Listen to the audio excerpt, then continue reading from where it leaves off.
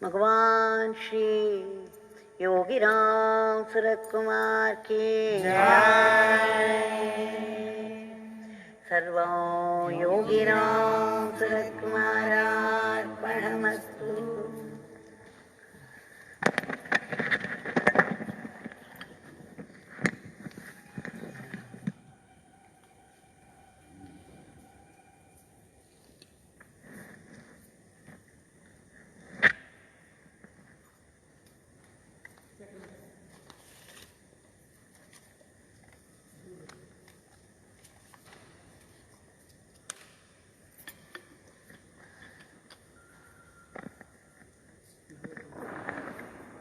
Today, this evening, after this Namasankirtan, and before we submit our prayers at the lotus feet of Bhagavan, we shall share only one incident which concerned a French devotee of Mr. Lee Lozowick. Mr. Lee had initiated his disciples into the name Yogi Ramsuratkumar. Many of his disciples have been chanting this name, this holy mantra,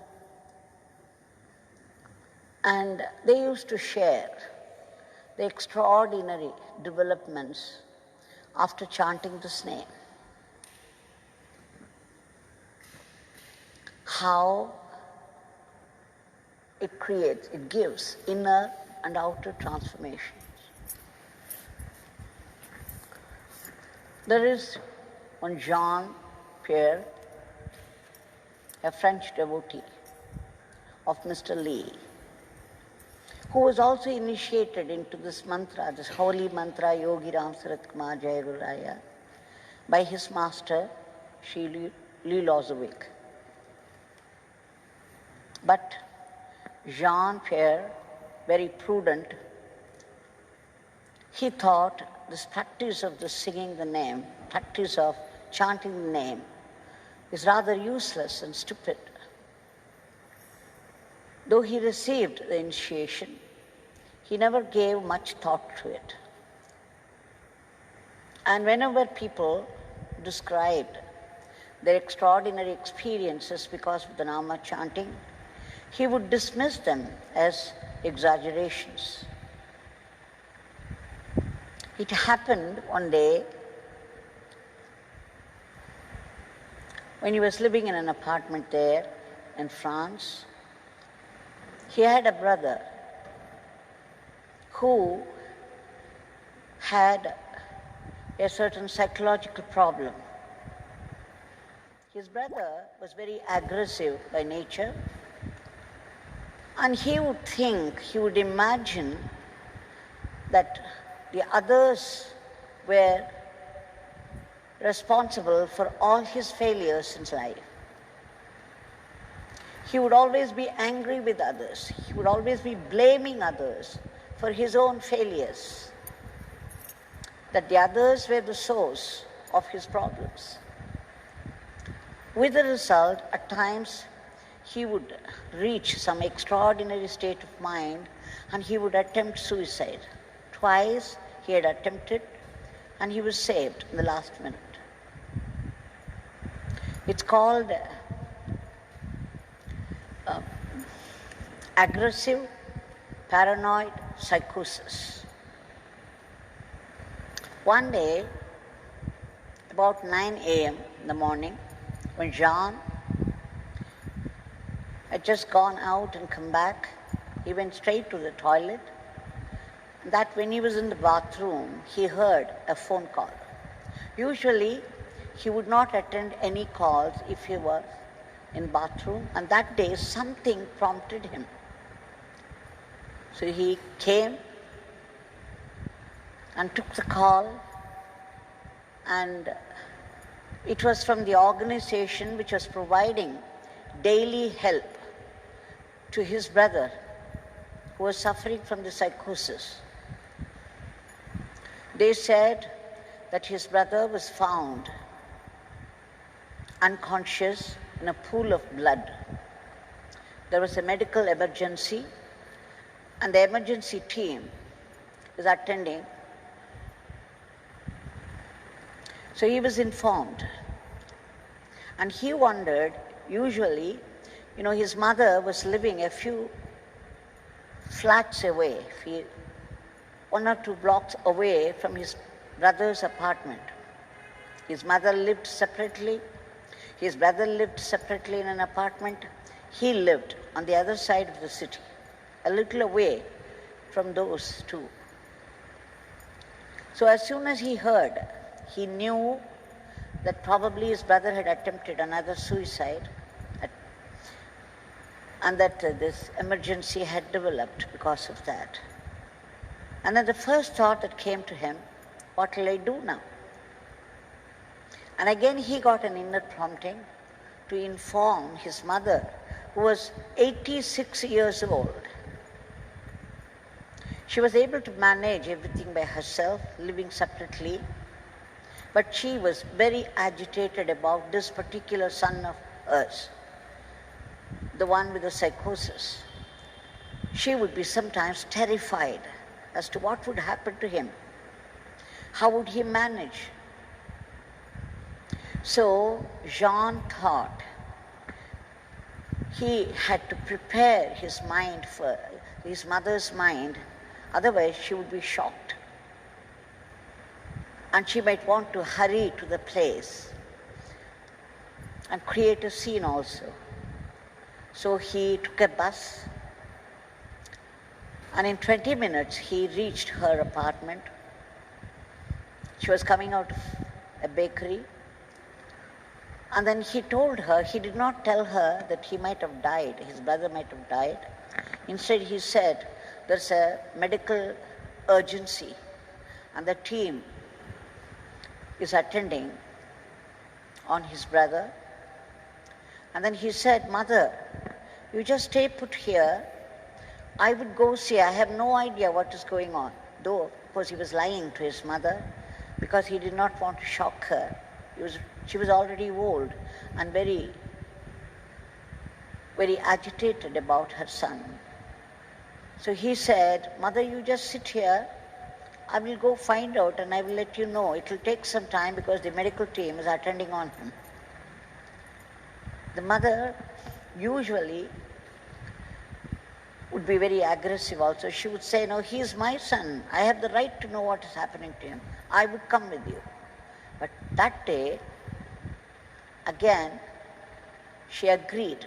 Now all that because every prompting came to him promptly, because he started to chant Yogi Ramsuratkumar name. Until then, he considered chanting the name was useless and stupid. For years, for 6 years, he never bothered with the name. And that particular day, he did not know what happened to him. He remembered Mr. Lee and his word, his initiation, and then his mind started. The mantra was on, silently in him, and the mantra was going on. So immediately, that's how he was prompted to go to his mother, and his mother accepted quietly. He said that after he started to chant the name, it was not with involvement or any devotion to Yogi Ramsuratkumar. It was more mechanical, but still, as soon as he heard the news from the organization about his brother, his mind was running riot. There were thoughts and emotions when he boarded the bus. But after he started chanting Yogi Ramsuratkumar Nama, he did not start it. It started by itself. It was on. The mantra was on inside him. And then somehow the thoughts and emotions disappeared and he became very calm. And what was more, when he passed on the news, though of course he did not tell her about the possible death, she received it calmly instead of insisting upon accompanying him, she took it quietly and she stayed put. And Jean went to his brother's apartment. There were many, many people there, and the doctor was attending. They would not let him in also. And then finally he had to say he was his brother, own brother. Even then he had to wait for 2 or 3 hours, and finally the doctor came and said it was an abdominal injury and his brother was dead. They suspected murder, though of course Jean knew it was suicide. He knew his brother, but then he could do nothing about it. So they took the body to do the autopsy, and they gave the body only after 3 days after they came to the conclusion it was suicide. When Jean reported the death of his brother, immediately after the doctor announced, his mother took it quite quietly. She said somehow she felt something was wrong and she started to pray, and the prayer quietened her. She was able to receive without much agitation. Now when he received the body of his brother, again, see, the mantra was on. Now he understood something about this nama chanting. When he received the body of his brother, even after 3 days of autopsy, his brother looked near alive. He sat by his side and then said the death prayer which Mr. Lee had given his disciples. As he was narrating it, the mantra was on, his brother's face became neutral and he felt his brother was leaving the body only then. Very quietly, calmly. After 2 days, because there were so many formalities, because it was a suicide, and they could not do the burial until 2 days after.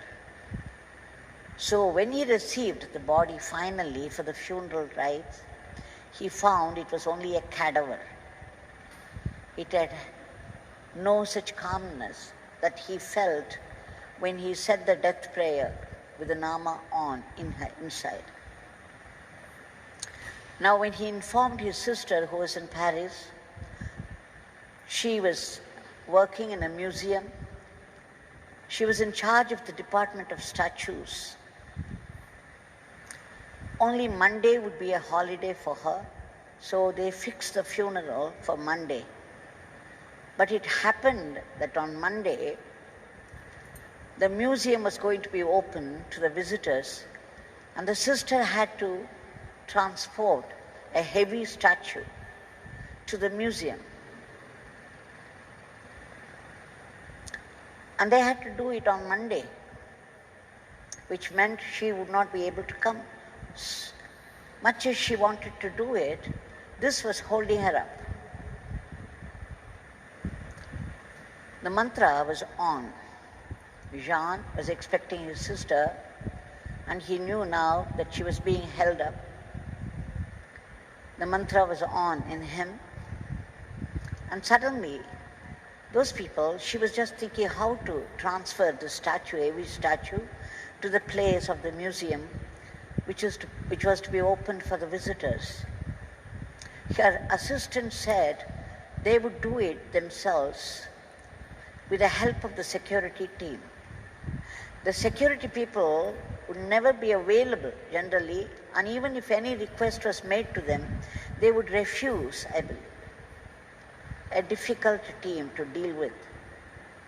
So she had problem after problem about coming to attend the funeral, and suddenly something changed in the atmosphere. When she was thinking how to do it, and what to do and how to do it, a security person walked in. That was very good luck for her. And immediately she approached him and put forth her problem that she had to attend her brother's funeral and she had to leave, and this transfer of the statue must take place. And the Tuesday it would be open. But that man started to smile. Instead of getting angry with her, he said, "Ma'am, don't worry.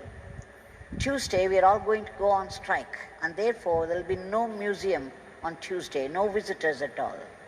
And therefore you can attend the funeral and come back on Tuesday, you can do the transferring." What had changed? All of a sudden, the problem which seemed very heavy, and she was feeling intensely inside that she would be able to attend her brother's funeral, everything seemed to change. In a few minutes, there was help at every level, and she was able to come in time for the funeral. So now Jean, in spite of all the difficulties, when he saw his sister coming and attending the funeral and how things changed dramatically for her at every level, he knew instantly it was all the mantra that was going on in him. Much as he made fun of it before, did not take it seriously, but thought practice of Namajapa was useless and stupid, now it was the mantra that came to his rescue at every level. Then he changed. He believed that at every level the miracle happened. Right from the phone call he received, he attended. He would never attend. But that day something prompted him to attend the phone call. Something prompted his mother to be quiet and stay put. Something prompted him to receive the body and chant this death prayer. And something prompted the circumstances to work favorably for his sister so that she would be able to attend. So when he thought about the whole thing, he knew it was a series of miracles. And he knew it was all because of Yogi Ramsuratkumar. So we see how Yogi Ramsuratkumar, the name, touches the lives of people. How it brings about transformation, both inside and outside.